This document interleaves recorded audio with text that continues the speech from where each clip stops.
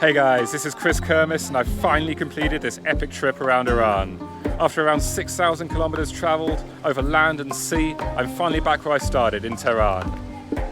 Now for this final part of the journey, I've decided to stay in the north of the city to try and avoid the troubles in the center and also the traffic.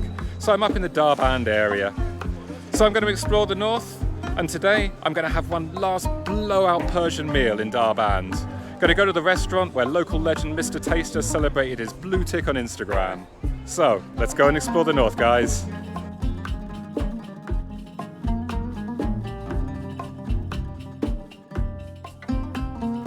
So we arrived up in the north now. You can see the mountains are super close. It's kind of busy around here. We're just on the edge of the bazaar.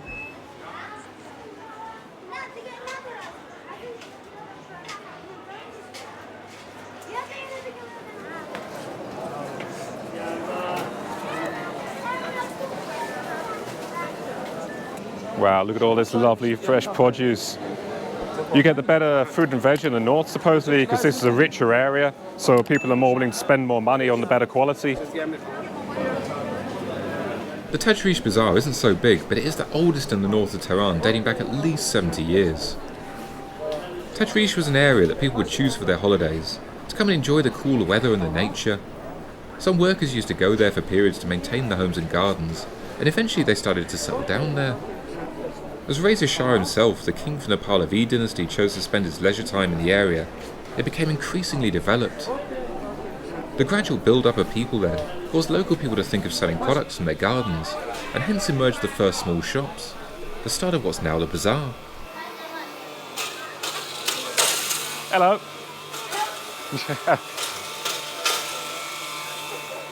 I love this bazaar. So beautiful.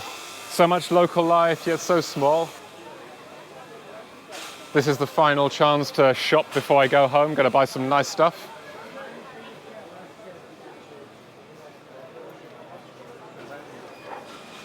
Wow. So much color and beautiful ingredients.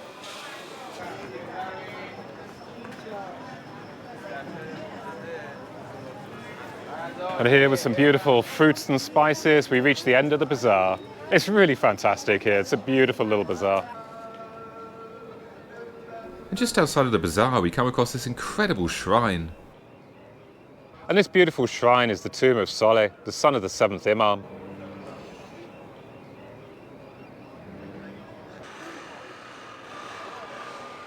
I've traveled far and wide across Iran now, but coming to this shrine in the north, it's just beautiful. It's so beautiful. It's one of the best I've seen in my travels. Just breathtaking being here. The mountains in the distance as well. So much color. It's just fantastic.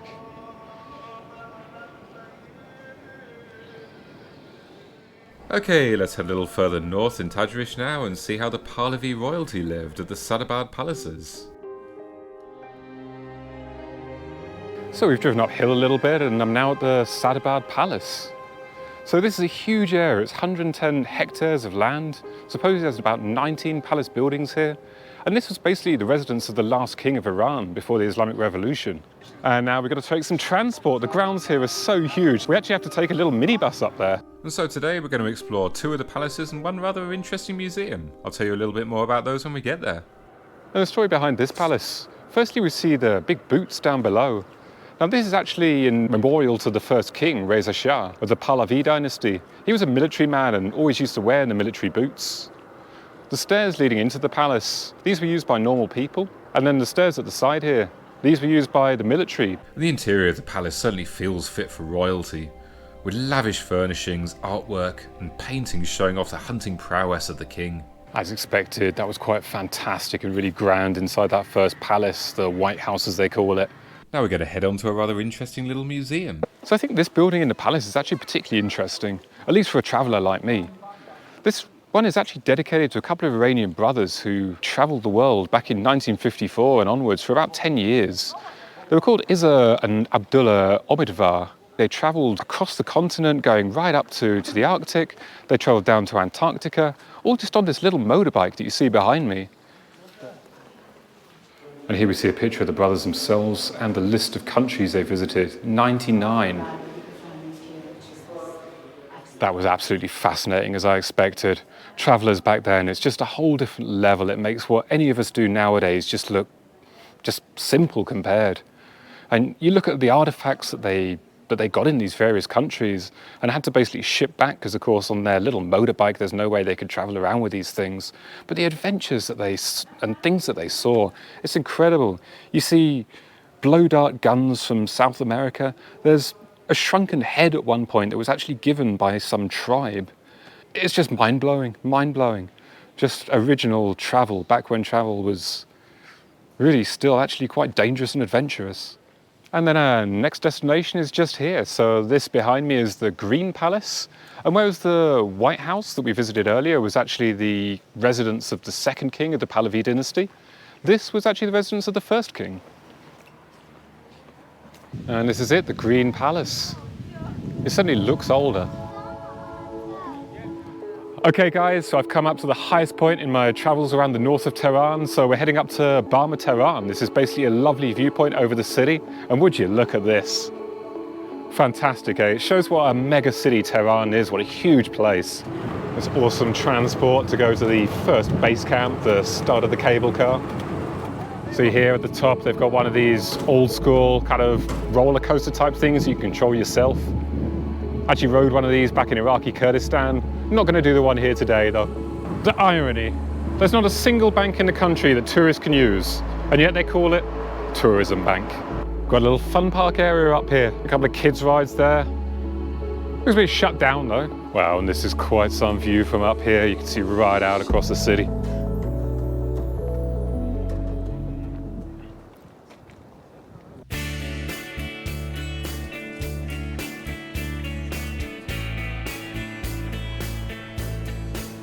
Okay, now I'm just coming into the pedestrianised zone of Darband.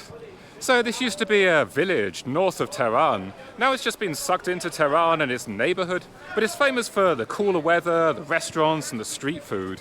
And it really, really is nestled within the mountains. Just walking along here and you've got street food, you've got these amazing fruit stores, all these different colours, dried and preserved fruits everywhere. It just looks incredible. Oh, this is apricots. Okay. Yeah. Oh wow, it's leaking on me. Yeah. Oh, let's give this a try. Whoa. Wow. That is so sweet, but then so sour in the finish. Whoa. Crunchy and then soft at the same time. That is so bizarre. I never tried anything quite like it. Wow. Can taste this one as well. What is it? Kind of prune. A prune? Yeah. Okay. Wow, that's so sour. I didn't expect that to be so sour. Wow. Ah, here we go. Salam. And this is Kupaye, where we're eating tonight. It's so grand. You come to the end of the street in Darband here, and the places are just huge. You see behind me, just going up all these levels. This looks massive here as well. So this is a place I've really been looking forward to for the end of the trip, Kupaye. It looks superb here, it feels amazing, being in this lovely environment, this cooler air with the river at the side, up in the mountains, just beautiful. But I'm trying the ribs just look fantastic, so I've got to try some of this here. And also another dish, which is kind of smashed eggplant in tomatoes. I forget the exact name of it, but I'll write it below a little later. But super looking forward to this. This is going to be a nice last blowout in Tehran. So I ordered a beer, a non-alcoholic beer, of course, because I'm in Iran. That's all we get here. But look what they bring out. This is something new.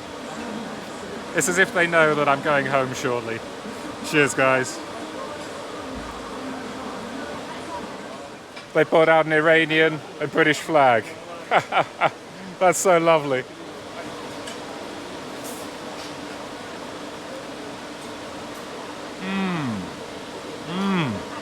Wow. Oh, that is delicious. This smoky eggplant with this wonderful tomato, egg coming out in there, but so smoky. Oh, wow.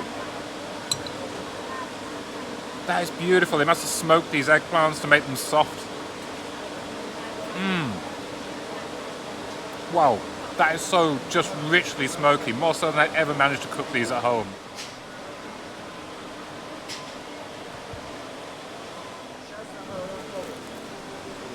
Wow. Oh yeah.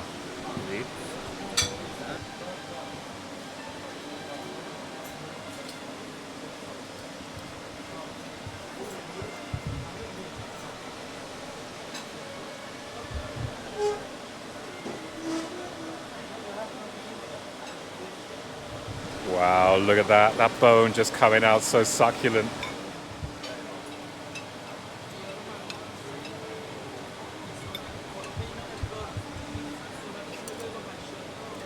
That's incredible. That looks incredible. Thank you. This just looks mind-blowing good. Just the way those bones just came out. It's just incredible. So soft. Must be so tender and slow cooked. Let's try this. Oh, would you look at that? The way the meat just comes apart like that. Wow.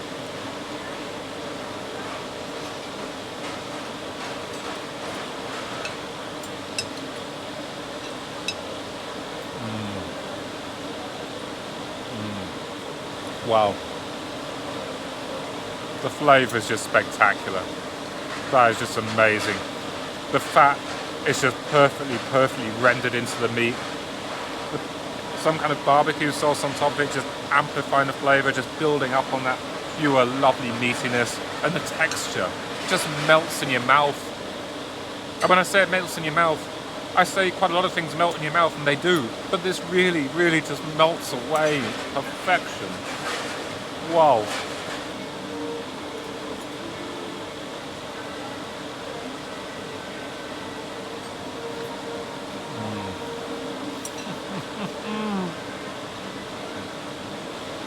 I've had some truly incredible meals here in my time in Iran. It's hard to put it into words. I've had so much good food. Even when the food is just mediocre, it's still mind-blowing good compared to what we get back home. But this is one of the top ones. This is truly something special here. This is spectacular. I've never had meat quite like this, I've got to be perfectly honest with you. This is unique. Wow. Well, that was just amazing. Certainly not disappointed. The flavors, the textures, everything was just perfect there. What a beautiful way to end this amazing trip.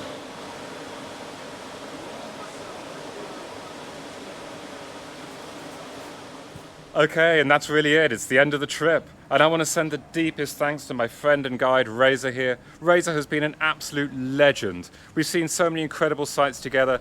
He's driven more than 6,000 kilometers. He's opened doors to me I never could have opened myself. It's just been incredible. So thank you so much, Reza.